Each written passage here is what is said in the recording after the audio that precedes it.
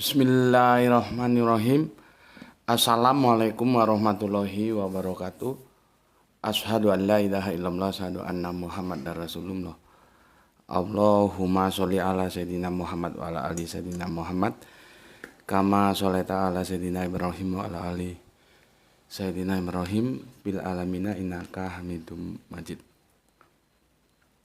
Sebelum kajian kita lanjutkan, kita panjatkan dahulu doa kepada Gusti Allah yang Kang Maha Agung untuk saudara-saudara kita yang telah memberikan sholawatnya kepada channel dakwah ini, sehingga channel ini dapat dengan setia hingga detik ini eksis, hadir dalam ruang-ruang diskusi kalian semuanya, ya.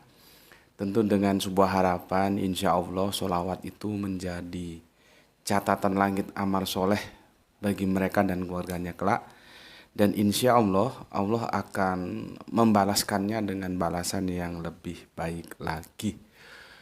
Selanjutnya, untuk seluruh power terkasihku dimanapun kalian berada, ya, baik di dalam negeri maupun di mancanegara, aku ucapkan terima kasih ya, atas seluruh apresiasinya, ya.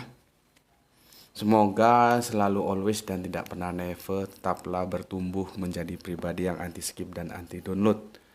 Bagi yang berkenan, silahkan, tidak apa-apa, di-share. Tapi linknya, jangan diunduh, dipotong-potong, gak karuan diunggah ulang, kacau. Itu videonya Gus Putih sudah banyak dicuri oleh orang seberang itu. Ada berapa video itu? Ya kadang-kadang aku tahu sendiri, kadang-kadang ada laporan dari teman-temanmu dikirim via WA itu. Sudah, aduh. Ya gimana lagi ya? Salah satu kelemahan perkembangan teknologi seperti itu ya. Proteknya sulit. Kecuali kalau lagu-lagu terus landscape itu dilindungi kan, ada copyright. Ya gimana lagi. Makanya kalau nonton video kajian Gus Putih hati-hati ya. Biasanya sudah dijungkir balikkan ya, semau-maunya dia. Ya, setelah dia unduh, dia potong-potong lalu dia unggah ulang gitu. Oke, jangan begitu ya. Aku tidak memberikan izin kepada siapapun untuk hal-hal yang demikian gitu. Berikutnya untuk seluruh dari kalian semua, aku nggak bisa sebutkan satu persatu. Terima kasih atas doa-doa baiknya. Dan semoga kebaikan doa itu juga tercurahkan untukmu. Kita sesama saudara muslim saling mendoakan dalam kebaikan. Dan insya Allah doa-doa kita itu doa-doa yang diijabahi oleh Gusti Allah Engkang Maha Agung. Amin, amin ya robbal alamin. Oke? Sebagai salam penyemangat kita dalam menuntut ilmu, salam Isra. Islam rasional dari aku untuk kalian semuanya. Minum dulu. Bismillahirrahmanirrahim.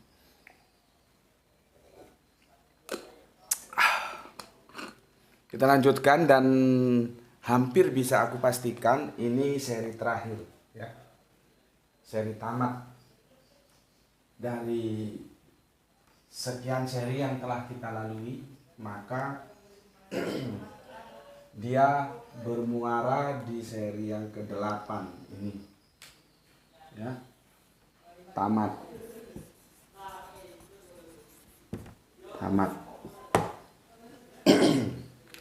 ini direquest oleh saudara kita dari Balikpapan, Kang Mas Norman Fadilah. Aku sudah bayar tunai, aku nggak punya hutang lagi sama kamu. Mungkin setelah ini kita akan melanjutkan tentang Nabi yang akan datang itu siapa gitu ya. Untuk teman-teman lain silahkan request, namun harus sabar sesuai dengan antriannya dan sesuai dengan mood. Kadang-kadang aku nggak mood, sulit. Oke. Aku sudah review ya dari awal kemarin. Nah, sekarang ini aku review yang ujung aja ya. Kemarin kan sudah dari awal, sudah aku review dari seri 1 sampai seri 6, terus kita masuk seri 7. Nah, sekarang aku review yang seri 7 aja. Ya. Ketika ya Kang Mas Martin ini sudah tidak terbendung lagi gerakannya dan mendapatkan sambutan, maka terpisahlah ya Kristen yang awalnya Katolik only menjadi ada yang lain yaitu Protestan. Maka dikatakanlah Martin Luther itu mimpi buruk bagi Katolik. Nah, ya, oke. Nah setelah itu, ketika Martin Luther menuliskan kitab suci untuknya, nah ini ada yang menarik. Semoga aku nggak lupa nanti menjelaskan. Sola kan sudah kita pelajari kemarin ya. Aku akan menukil ke sola scriptura, ya. Sola Gracianya enggak lah ya. Kita supaya enggak terlalu meluas ke sola scriptura. Martin Luther menuliskan kitab sucinya dalam edisi terjemahan bahasa Jerman yang itu bisa diselesaikan, dirampungkan pada tahun 1534 ini. Ya. Ketika menuliskan itulah Deuterokanonika itu tidak disertakan. Artinya Martin Luther menolak Deuterokanonika, maka dia menjadi lebih tipis daripada kitab saudara Kristen kita yang Katolik. Gitu ya. Sejak saat itulah dunia berbeda.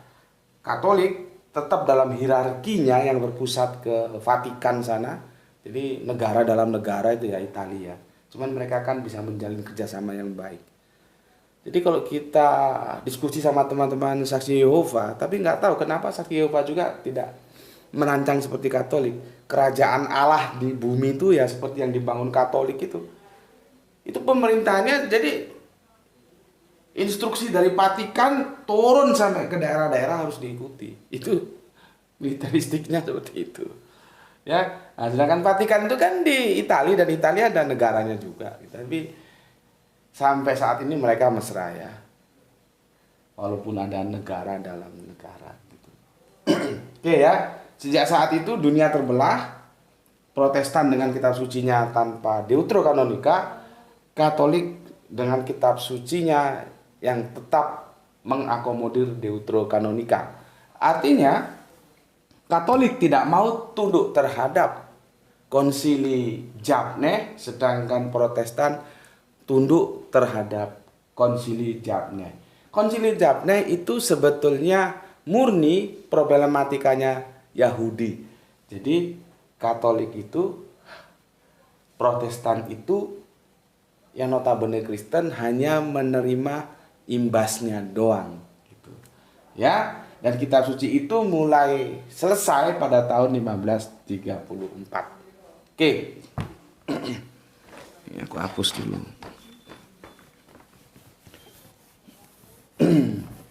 Sekarang kita mau cari tahu apakah boleh sembarangan kita bersikap terhadap firman Allah. Ini loh yang jadi masalah.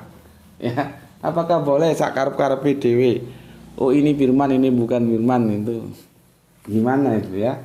Itulah sebagai penutup dari 8 seri kajian kita tentang Deuterokanonika. Dan aku tetap akan berusaha ada pada sisi tengah ya. Aku tidak ada kepentingan untuk berpihak kepada Katolik atau Protestan, enggak. Dan kalian silakan menyimpulkan. Aku hanya menyampaikan historikalnya saja. Ya.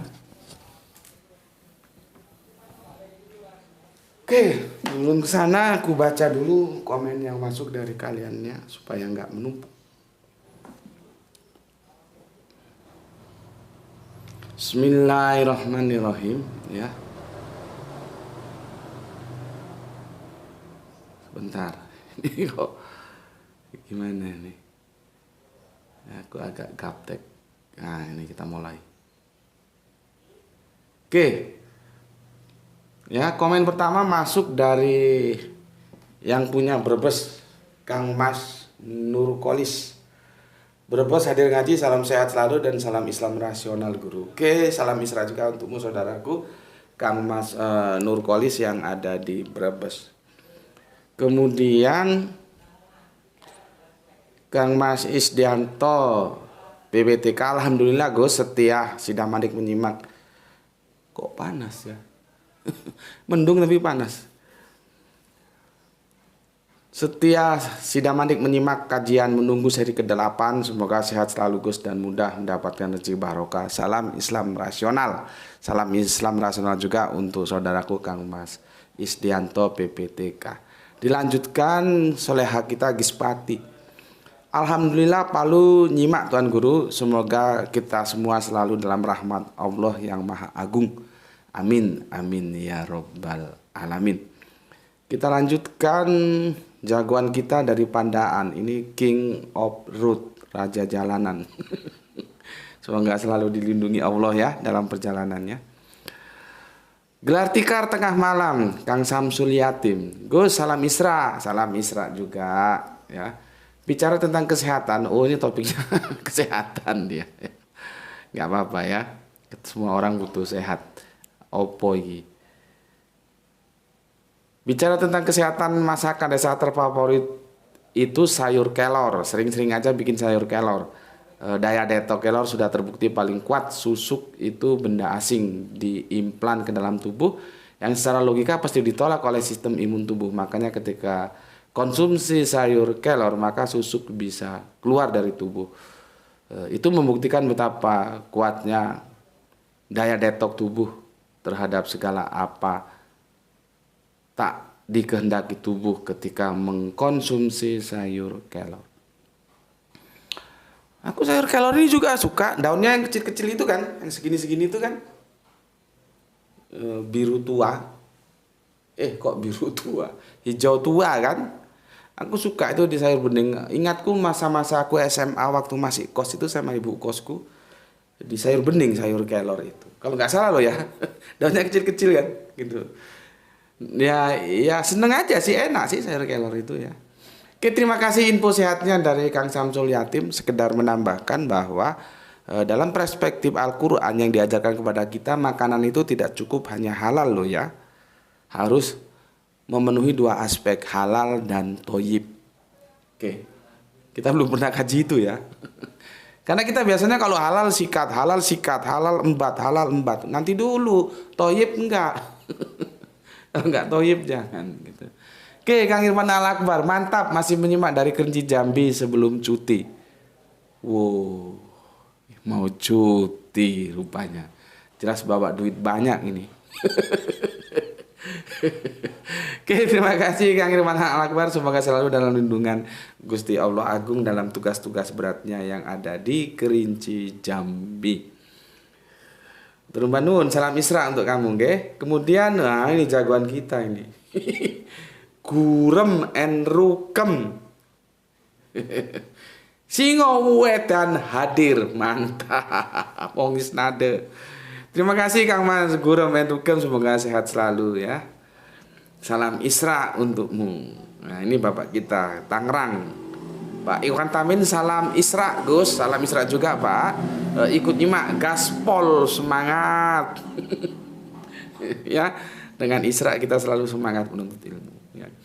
Kemudian ke Jogja, yang punya Jogja Kang Edi Margono. Assalamualaikum. Waalaikumsalam warahmatullahi wabarakatuh. Salam Isra untuk Kang Edi Margono. Kemudian, nah ini Kang Arif Buksinin Tuban hadir Gus. Oke, terima kasih. Salam Isra juga. Dilanjut Kang Hermana Nata Wijaya. Ya, kumaha Pak Wartosna Kang, salam Isranya. Dilanjut ke Brebes. Kita ketemu Kang Mas Didi. Nyimak Gus, monggo. Salam Isra untukmu. Dilanjutkan Kang Hari Sunandar, atur nuhun. Kang Mas El Diablo dari Bandung, atur nuhun ya. Kang Pepep Hendrawan, salam Isra juga untukmu Kang Pepep, semoga sehat selalu ya. Dilanjutkan Abang Beta, ini sepertinya baru kali ini masuk ya Abang Beta, semoga kerasan di sini. Apakah Yesus di Matius 27:46 sosok yang sama dengan Yesus yang biasa menggunakan kata Bapa? Sepertinya enggak. Itu dua nama yang sama tapi sosok yang beda ya. Terima kasih Abang Beta, ini referensinya banyak sekali aku nggak bisa baca ya. Nanti waktunya kita berbagi dengan teman-teman. Tapi apapun adanya terima kasih ya. Terima kasih. Abang Beta. Waduh lari dia gimana ini. Abang Beta. Oke, aku kira sudah semua ya. Nggak ada yang terlewati. Nanti kalau ada yang terlewati silakan komplain biar aku cari lagi ya. Kadang-kadang terlewati sudah dibaca. Nggak ngerti. Ini siapa ini?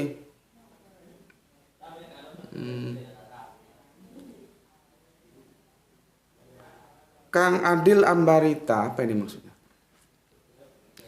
Martin Luther tidak pernah menghanguskan, mengeksekusi firman Allah seperti Utsman bin Affan yang mensortir dan menghanguskan, mengeksekusi firman Allah Subhanahu wa taala yang berbeda.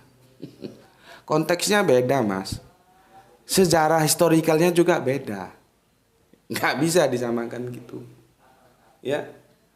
Kalau dibilang Martin Luther tidak pernah menghanguskan, iya, tapi dia kan nggak make. Pernah make nggak dia di Utrokanonika? Jadi nggak bisa seperti itu. Intinya dipakai nggak? Kan nggak dianggap sama Martin Luther. Kalau dia anggap, dia sertakan. Apa gunanya meskipun dia tidak menghanguskan, tapi dia juga tidak memakai? Kan podo wae gitu ya. Kalau dihanguskan ya dia akan urusan loh. Karena kan ada juga haknya Katolik di situ, nggak bisa. Konteksnya beda Mas, sejarahnya beda. Ya. Kalau dalam Utsman bin Affan, kenapa yang lain dibakar? Karena sudah ada yang kanon, untuk apa lagi itu? Sekarang kalau masih meragukan, yang kanon itu aja digugat. Yang ini digugat mana?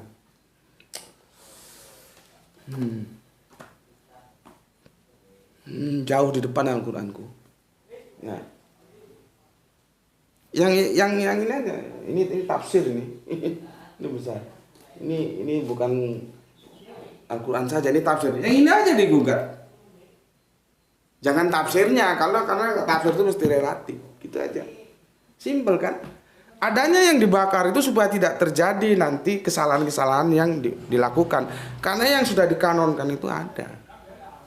Gitu. Bukan punya tujuan lain untuk yang tidak baik, enggak gitu. Jadi beda dengan peristiwa pertarungan antara Martin Luther dan Paus Leo.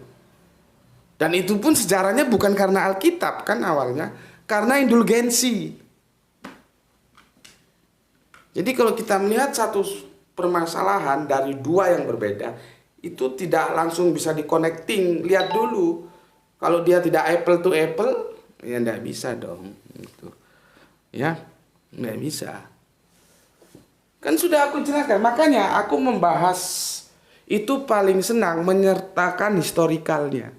Kalau kita sertakan historikalnya, ya sebetulnya di Utrokanonika itu tidak perlu ada polemiknya kalau tidak terjadi pembangkangan Martin Luther terhadap Paus Leo. Kan di sana dulu. Ini kan hanya imbas doang. Coba kalau Martin Luther tunduk pada Paus Leo, ada Protestan? Nggak ada. Nggak ada Protestan, nggak ada kitab suci yang tidak menyertakan Deuterokanonika. Gitu loh ya. Oke.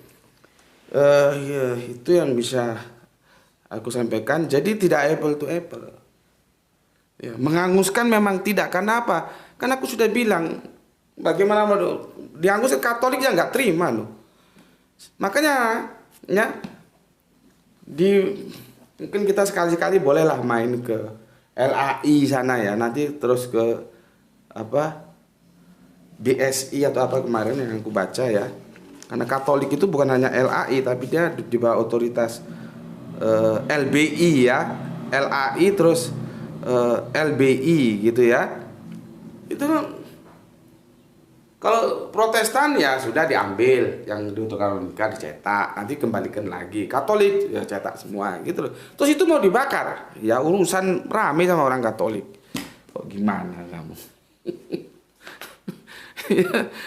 Oke, Aku sudah membacakan semuanya, semoga tidak ada yang terlewatkan, sepertinya tidak. Kalau ada yang mohon dipersori.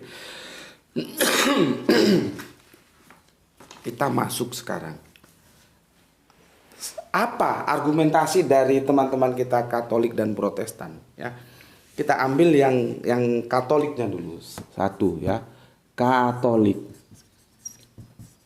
Katolik itu begini. Kalau Yahudi, ya, kalau Yahudi itu membuang Deuterokanonika, kenapa kita harus ikut-ikut? Itu loh. Kenapa? Itu kan urusan Katolik. Itu kan urusan Yahudi. Urusan Yahudi itu. Kenapa harus ikut-ikut? Yahudi Japne itu. Kenapa? Katolik tidak mau ikut-ikut. Apa yang sudah tertulis, tertulislah. Kan aku sudah bilang, makanya aku jelaskan tentang Septuagint ya. 3 abad sebelum Yesus lahir, Deuterokanonika itu sudah terkanon dalam kitab suci yang disebut Proto.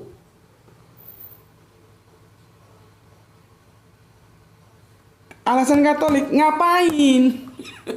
Kok ikut-ikut Yahudi gitu loh. Dibuang terus ikut-ikut dibuang. Itu Katolik, ya. Tapi teman-teman Protestan juga punya argumen gitu loh ya. Nih. Ya. Katanya yang Protestan, ya, kenapa pula kita masih, ya, ngapain pula kita harus masih pakai Deuterokanonika? Orang sama Yahudi aja sudah dibuang. Gitu loh. Jadi gini, ngapain kamu pakai Deuterokanonika? Itu kan kitabnya Yahudi gitu. Orang sama Yahudi aja dibuang kok kamu pakai. Nah, gitu. Jadi nggak ketemu dua-duanya. Dua-duanya saling punya argumen tapi nggak pernah ketemu. Yang satunya, ngapain kamu kok ikut-ikut Yahudi? Itu kan urusan Yahudi, bukan urusan kita. Yang satunya, ngapain juga kamu ambil itu Deuterokanonika? Orang sama Yahudi aja sudah dibuang kok masih dipakai. Nah, kalian ada di posisi mana? Terserah. Terserah. Aku kan menyampaikan datanya seperti itu. Ya. Sebentar, aku kompilasi dulu. Yang penting-penting aja ya. Nah, terus begini. Doktrin gereja yang tidak sesuai dengan Alkitab itu diprotes. Maka salah satunya alasan yang dia pakai itu, oh doktrin ini enggak, indulgensi itu tidak alkitabiah gitu ya, diprotesnya. Karena apa? Karena ada sola gratia. Ya, sudah ada sola gratia, ngapain juga indulgensi? Diprotesnya ya. Jadi apa-apa yang tidak alkitabiah itu diprotes.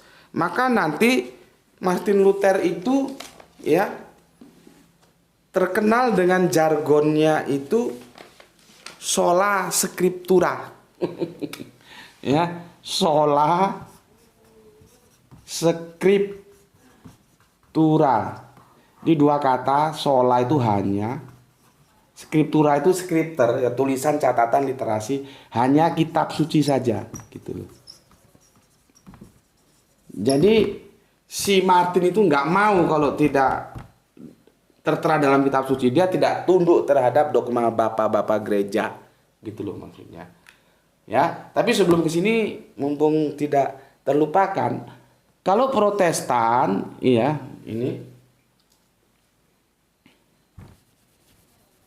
ini ya, dia itu ada di bawah naungan LAI dan LAI aja dia LAI saja. Tapi kalau Katolik itu LAI ya, I dan LBI. Nih ya. Jadi dua otoritas yang kemarin aku sudah sampaikan, LAI, LBI. Kalau Protestan dia cukup LAI doang. Ya. Oke. Nah, sekarang kita itu Pak Martin kalau di depanku tak tanya sampai nggak bisa gerak dia. Kalau memang sola scriptura, ya, kenapa dia masih mengikuti paham teologis yang Tritunggal? Ini loh pertanyaannya. Karena Protestan itu masih Tritunggal. Nah, kalau jujur dia sola scriptura, karena Tritunggal mau dicari kemana? Daono, carilah. Paling nanti ayat-ayat yang dipaksakan, oh ini Tritunggal. Yang menjadi saksi 3, darah, air, tanah, itu kan ngawur itu. Itu nggak bercerita tentang konsep Tuhan. Nggak ono. Aku lebih senang diskusi dengan teman-teman yang itu gentleman. Dia bilang, iya memang tidak ada, tapi itulah iman kami. Nah itu lebih bagus. Daripada memaksakan diri jungkir balik bilang Alkitabiah dari Hongkong apa? Nggak ada. Ya Tritunggal itu kan kita cari mau dari ayat yang mana? Dari keempat Injil Matius, Markus, Lukas, Yohanes bahwa Allah itu Tritunggal itu mana? Nggak ono. Karena apa konsekuensinya nanti kita lihat. Kalau Bapa nggak ada masalah, dia memang Allah. Sekarang Yesus, kapan dia mendeklarasikan bahwa dia Allah? Belum lagi yang kadang-kadang lose control sehingga kita lupa kalau diskusi itu karena waktunya diubek di Yesus saja. Sosok Roh Kudus itu juga kita jarang membicarakan.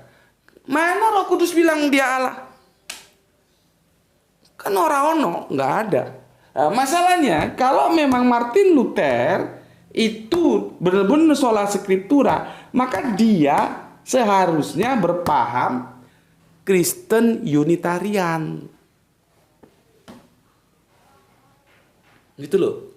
Karena Unitarian itu dia benar-benar sola scriptura. Ya, dalam satu sisi dalam kitab suci dia mengikuti Yahudi, ya, si ini Protestan ini, ya. Deuteronomi dibuang dia juga nggak mau pakai. Tapi dalam sisi teos dia tidak menapaktilasi Yahudi. Yahudi itu ehad ya ehad, nggak di dalam satu ada 3. Nggak ono. Makanya kamu tanya sama teman-teman Yahudimu, ada nggak dia tahu tentang Tritunggal? Nggak ono. Artinya kalau Tritunggal itu memang ada sejak dulu, Yahudi itu harusnya lebih dulu tahu. Tapi kan nggak tahu. Ya memang nggak ada. Ini kan lahir dari pemikiran Tertullian kemudian disokong oleh Apollinaris. Jadi ketika aku baca sejarahnya, ya, Martin Luther adalah sosok yang sola scriptura. Aku kaget. Karena kalau sola scriptura, dia akan menjadi Kristen Tauhid atau Unitarian. Karena Tritunggal itu tidak ada dalam Alkitab. Dulu. Ya. Ya sudahlah, itu polemik yang tersendiri ya. Tapi setidaknya menggelitik kita. Klaim itu kan harus sesuai dengan tindakan. Jangan klaimnya sola scriptura, tindakannya tapi sola dogma. Sola dogma. Ada istilah baru, sola dogma. Oke, ini sudah jelas ya? Bagus. Kalian mau berpihak terhadap Protestan atau Katolik ya terserah aja, itu hak kalian. Ya, aku hanya memaparkan historikalnya seperti itu. Oke. Sekarang aku akan menutup kajian kita ini. Ada nggak sih pesan-pesan dalam Alkitab bahwa firman Allah itu tidak bisa dibikin karepe udelmu dewe, semau-maumu nggak bisa. Ada nggak larangannya itu? Sola scripturanya ada nggak? Maka aku akan ajak kalian, ya. Nih, ya, pertama Ulangan 42. Ya. Janganlah kamu menambahi apa yang kuperintahkan kepadamu dan janganlah kamu menguranginya. Dengan demikian kamu berpegang pada perintah Tuhan Allahmu yang kusampaikan padamu. Jelas. Ya, karena perintah itu nanti kan jatuhnya dalam wahyu, dalam firman. Firman itu nggak boleh ditambahi, nggak boleh dikurangi. Ya, nah ini sola scriptura seperti itu. Yang kedua, Ulangan 12:32 ya. Ulangan 12:32. Segala yang kuperintahkan kepadamu haruslah kamu lakukan dengan setia. Jangan engkau menambahinya atau menguranginya. Kurang jelas siapa seperti ini? Nggak boleh ya, firman Allah itu dibikin sembarangan, ditambahi kalau kamu senang, dikurangi kalau kamu tidak senang. Itu kan kamu menjadi Tuhan bagi kitab suci. Karena kamu yang menentukan kitab suci. Ya. Yang ketiga ada Amsal. Sebetulnya itu Amsal 36, tapi aku harus 5-6 ya itu ya. Amsal ya 35-6. Sebetulnya nukiknya itu yang di 6 itu ya. Semua firman Allah adalah murni. Ia adalah perisai bagi orang-orang yang berlindung kepadanya. Jangan menambahi firman-Nya. Jangan menambahi firman-Nya. Buka telingamu, buka supaya tahu. Jangan menambahi firman-Nya, supaya engkau tidak ditegurnya dan dianggap sebagai tukang tipu, pendusta. Ya. Oke, sekarang ini penutup ya. Yang keempat itu ada di kitab Wahyu.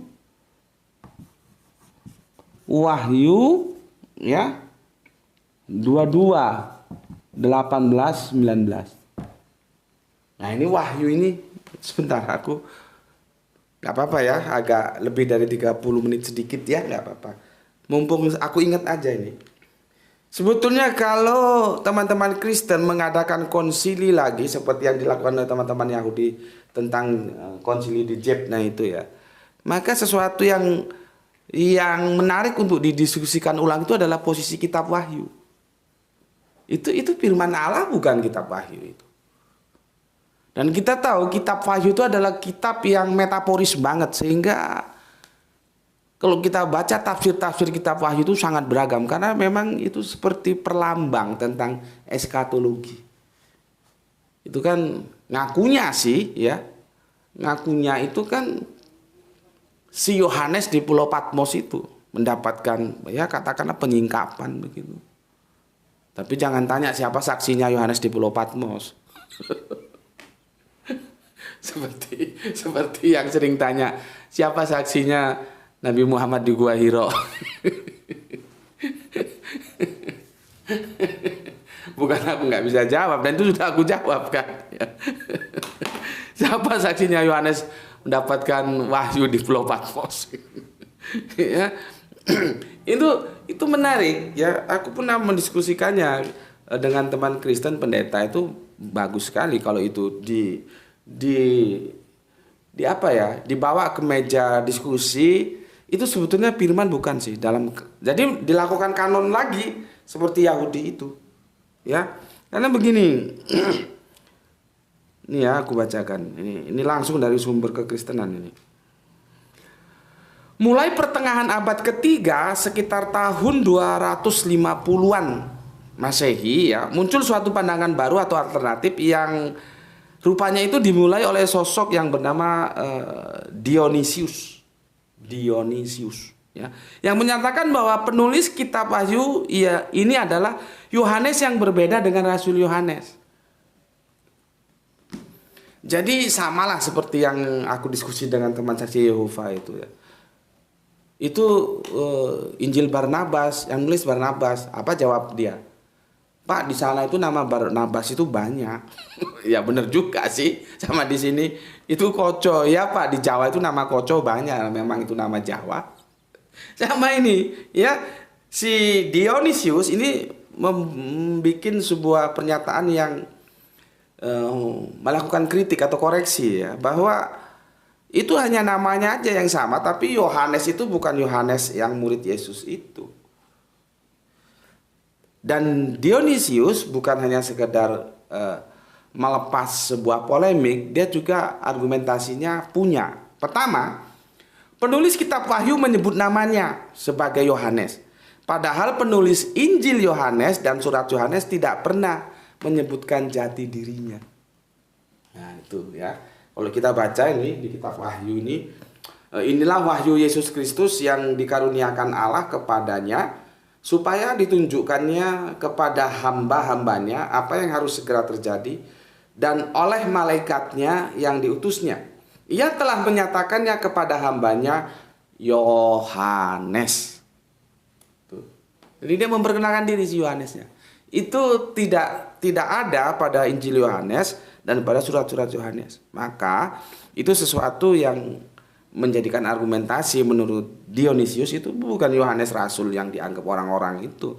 Karena publik mengatakan itu Rasul Yohanes. Gitu loh ya. Tapi sama Dionysius dikoreksi. Kemudian yang kedua, bahasa Yunaninya kacau. Ya, tentunya ini kalau ada Bapak dosen kita ya, Bapak Sili Ginting MTH, itu lebih asik. Kita akan mendapatkan pandangan-pandangan dari dia bagaimana tentang kitab Wahyu. Ya, tapi udah beberapa episode nggak hadir, mungkin sibuk atau apa ya. Semoga bukan karena sakit, kalaupun sakit ya semoga cepat sembuh ya. Sehingga kita bisa bersama lagi. Kan kita perlu juga pemikiran dari teman-teman kita yang Kristen ya tentang kitab Wahyu. Jadi itu bahasa Yunaninya kacau. Nggak berkualitas gitu loh. Dibanding dengan Injil Yohanes, dibanding dengan surat-surat Yohanes. Itu alasannya ya. Dan sekarang kita merujuk pada kitab Wahyu. Jadi kitab sucinya saudara kita yang Kristen itu ditutup oleh kitab Wahyu, yang aku tadi mengajukan sebuah pemikiran gitu ya, seandainya ada konsili lagi, Wahyu ini perlu dikonsili. Dia apakah tetap dipertahankan dalam kanon atau dikeluarkan dalam kanon? Ya, dikeluarkan dari kanon maksudku. Ya, ini dia posisinya di sini. Ya, dia menutup semua rangkaian kitab suci Kristen.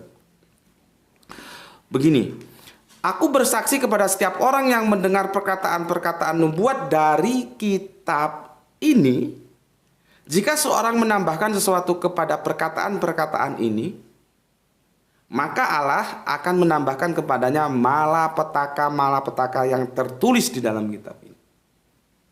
Berikutnya, dan jika seseorang mengurangkan sesuatu dari perkataan-perkataan dari kitab nubuat ini, maka Allah akan mengambil bagiannya dari pohon kehidupan, dari kota kudus seperti yang tertulis dalam kitab ini. Ia yang memberi kesaksian tentang semuanya ini berfirman, ya aku datang segera. Amin, datanglah Tuhan Yesus. Kalau datang kiamat nanti katanya si siapa itu, stand up comedy itu. Ya. Jadi di sini jelas sanksinya juga disebutkan. Kalau you nambahi sanksinya ada, kalau you ngurangi sanksinya ada. Ya, tetapi aku punya pandangan lain. Ya, ini tuh sebetulnya bukan wahyu ini. Bukan wahyu ini. Aku lihat logika kalimatnya ini bukan wahyu. Jadi kitab Wahyu itu selesainya itu ya nggak di situ. Ya, bentar.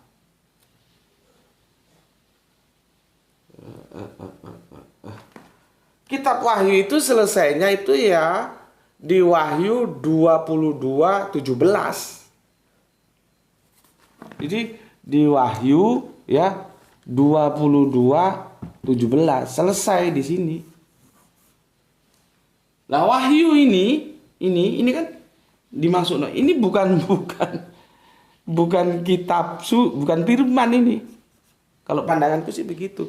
Ini apa? Catatan yang dibikin oleh si Yohanes supaya orang itu ketika baca ini tidak nambah, tidak kurangi. Dibikin catatan kaki gitu ya. Nah, oleh penyalin selanjutnya dimasukno menjadi bagian dari kitab suci. Jadi si Yohanes itu paham benar tentang ini, paham benar tentang ini, paham benar tentang ini. Lalu untuk menjaga tulisannya dia mengambil konten dari ini, maka dia tulis seperti itu. Itu adalah catatan kaki gitu loh gampangannya, catatan kaki. Lalu oleh penyalin berikutnya dimasukno menjadi firman. Ini masalahnya. Kenapa aku bilang begitu? Narasinya jelas kok. Jadi ini wanti-wanti, catatan kaki ini wanti-wanti. Yuk jangan tambahi, jangan kurangi loh ya. Kalau you tambahi ini akibatnya, you kurangi ini akibatnya. Jadi sebetulnya di luar dari wahyu itu selesai di 17. 22:17 selesai. Terus dia bikin catatan kaki isinya ini. Disalin kemudian dia masuk catatan kaki itu menjadi bagian daripada kitab wahyu. Padahal enggak, itu pesen. Si Yohanes itu wanti-wanti, jangan you tambah, jangan you kurangi. Sama aja aku nulis surat. Ya, dia selesai, jebret. Itu aku kasih bawahnya. Jangan ditambahi, jangan dikurangi, biar saja begitu. Nah, suratku disalin setelah berapa lama, jangan ditambah, jangan dikurangi itu dimasuk lagi menjadi bagian dari surat. Padahal itu di luar dari surat, gitu loh. Ya. Ya, sebagai akhir diskusi kita. Ini menjadi perenungan bersama lah ya. Kita tahu terserah Anda mau, kalian semua mau berpihak yang mana, Protestan atau Katolik, yang jelas nggak sama, nggak pernah ketemu tentang polemik deuterokanonikanya. Ya, terserah saja. Yang aku mau tanyakan 1, 2, 3, 4 dalam tanda kutip. Ya, kalau memang ini mau diterima terserah lah, tapi menurutku ini bukan wahyu, ya. Ini catatan kaki, tapi kalau diterima monggo lah. 1, 2, 3, 4. Pertanyaanku, wibawanya ini kemana? Wibawa dari firman ini kemana? Karena faktanya Katolik dan Protestan berbeda. Aku tidak mau masuk mana yang nambahi, mana yang ngurangi, terserah. Tapi faktanya kan berbeda. Ada bagian yang diterima sebagai firman, ada bagian yang ditolak karena bukan firman. Resiko kan? Kalau yang ditolak ternyata dia firman, gimana? Kalau yang menerima ternyata dia bukan firman, gimana? Nah, sekarang pertanyaanku, wibawanya pesan-pesan ini kemana? Gitu loh. Ya, terserah kamu jawab sendiri-sendiri sana. Kalau aku sih hanya menyampaikan faktanya seperti itu dan sudah tuntas seri 8 tamat. Ya, untuk Norman Fadilah itu sudah aku jelaskan. Ya, semoga semuanya bisa memahaminya secara tepat dan aku tidak memihak, ya, tidak memihak Katolik, tidak memihak Protestan, ya. Aku hanya menyampaikan historikalnya seperti itu. Bismillahirrahmanirrahim.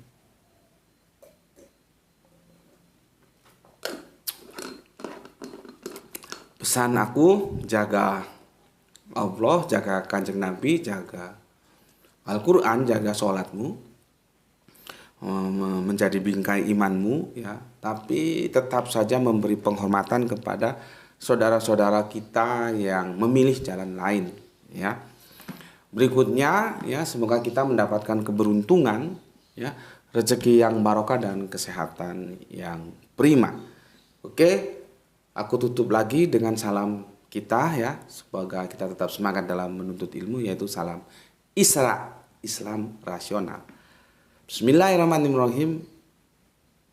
Ini edisinya tamat, selesai, kita akan beralih ke topik yang lainnya. Alhamdulillahirabbil alamin.